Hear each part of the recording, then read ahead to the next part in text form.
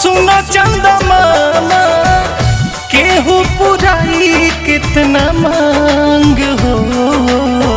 बिगड़ता सुन हमरा पापा के आदतिया, बिगड़ता सुन हमरा पापा के आदतिया। खोजतनी गांजा औरी भांग हो ए चंदा, खोजतनी गांजा औरी भांग हो।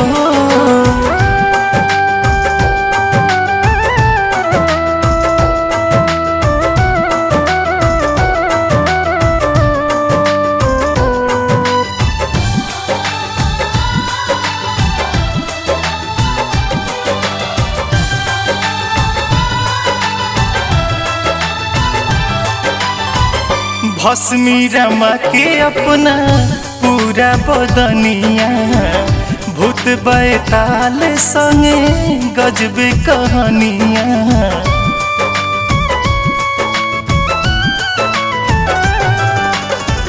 भस्मी रमा के अपना पूरा बदनिया, भूत बैताल संगे गजबे कहानिया।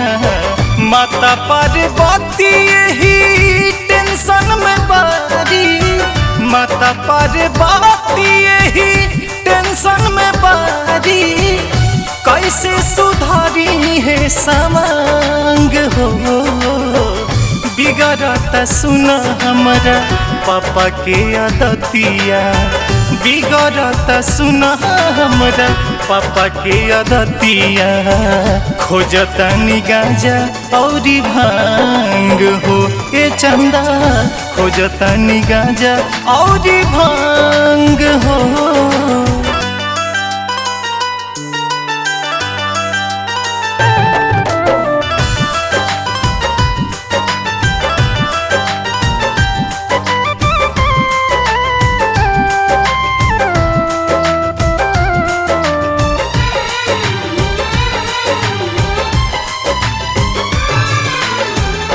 एही रहन पर सपना भइल बाटे सुख हो।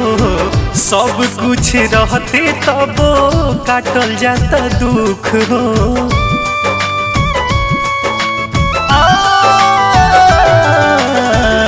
एही रहन पर सपना भइल बाटे सुख हो। सब कुछ रहते तबो काटल जाता दुख हो।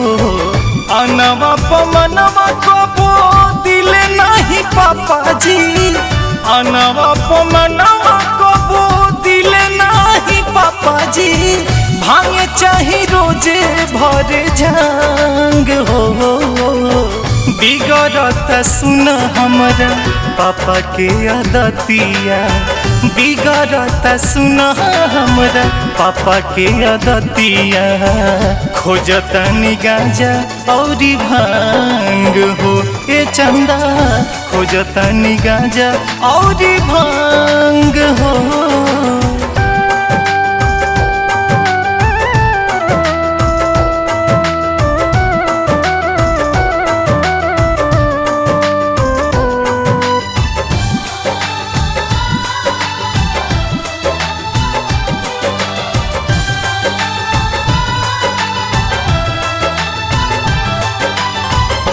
आवे समझ में नहीं कहवा इलाज बा।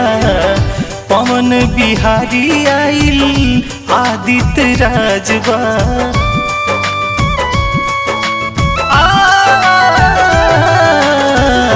आवे समझ में नहीं कहवा इलाज बा।